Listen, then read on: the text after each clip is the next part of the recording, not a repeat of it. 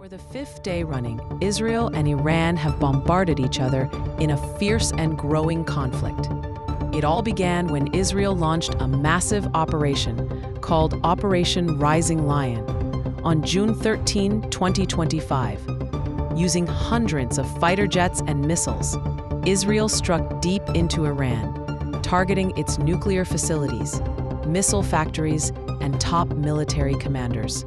Their aim was clear: to delay or destroy Iran's ability to build nuclear weapons and long-range missiles. Key Iranian sites hit: nuclear facilities at Natanz and Fordow, though Fordow's underground centrifuges survived; missile factories and storage depots in cities such as Shiraz, Isfahan, Tabriz, Boroujerd, and around Tehran. High-ranking leaders, including IRGC Commander Hossein Salami, the General Staff Chief Mohammad Bagheri, the IRGC Deputy Gholam Ali Rashid, and 9 key nuclear scientists. Mossad's surprise role. Before the airstrikes, Israel's intelligence unit Mossad had secretly smuggled drones and saboteurs into Iran. These drones disabled Iran's air defenses and missile launchers, clearing the way for Israel's jets to strike more effectively. After the opening strikes, Israel kept up pressure with fresh waves of airstrikes extending into the 5th day.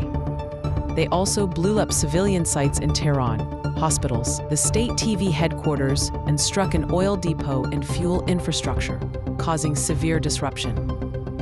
Casualty counts and damage. Iran reports at least 224 people killed, mostly civilians, with over 1,200 wounded. Other sources suggest the death toll could be over 400, including many non-combatants. Israel has confirmed 24 civilian deaths, hundreds wounded, and nearly 3,000 evacuated due to Iranian missile strikes inside Israel. Iran hits back strongly. From the very first day, Iran fired over 370 ballistic missiles and deployed hundreds of drones, mainly at Israeli military and civilian sites. Many were intercepted, but some got through, damaging buildings in Tel Aviv, Haifa, and surrounding regions. Over 8 to 24 Israelis lost their lives, and hundreds were wounded. One particularly striking attack used new drone missile tactics, which overcame part of Israel's layered defense, likely a clever Iranian strategy. That strike even damaged the U.S. Embassy in Tel Aviv, though U.S. officials say they will not support Israel's attacks directly. Civilians caught in the middle. In Tehran and other Iranian cities, widespread panic has taken hold. Many residents are scrambling to flee, forming long lines at gas stations and bus terminals. Schools are closed, and people are urged to evacuate the capital for safety. Inside Israel, alarms ring almost daily. People in Tel Aviv, Haifa, and Jerusalem have to drop everything and seek shelter. Public venues are shut, airports temporarily closed, and life has been disrupted. Global and economic impact. The conflict has rattled markets and raised concerns about global oil supply and shipping. Oil prices jumped 7 to 14%, soaring above $75 per barrel, the biggest surge since 2022. The fear, a wider Middle East war, could disrupt oil flow through the Strait of Hormuz. Tanker rates exploded by up to 42%, reflecting shipping firms' fear of crossing war zones. Stock markets tumbled on investor panic. U.S. futures fell, European markets slid, and safe haven assets like gold, treasuries, and the Swiss franc jumped. High-stakes diplomacy and global responses. U.S. President Donald Trump, fresh from the G7 summit, demanded civilians leave Tehran, insisted the U.S. wasn't part of the strikes, and said there could be a real end to Iran's nuclear ambitions, but denied brokering a ceasefire. France's President Emmanuel Macron supports a ceasefire, urging swift diplomacy. Iran says it will respond forcefully unless attacks stop, and has offered to re-enter nuclear talks if Israel halts military operations. Talks in Oman between the US and Iran were scheduled but postponed due to the conflict. China advised its citizens to leave Israel via land for safety.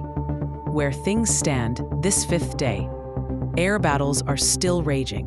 Israel claims it has air superiority and continues targeted strikes inside Iran, including an oil depot and military command centers. Iran has hit Israel consistently with ballistic missiles and drones. Some new tactics breach defenses. Civilians suffer, and both capitals are under threat. Evacuations are underway, and critical infrastructure is damaged on both sides. Looking ahead, further escalation? Israel may keep bombing nuclear and missile sites until it is sure Iran's threats are neutralized. Iran, in turn, may continue or intensify missile-drone attacks, potentially expanding to U.S. assets or regional players if it believes American ships or forces are involved. Diplomacy? Trump hopes to reopen nuclear talks on stronger terms.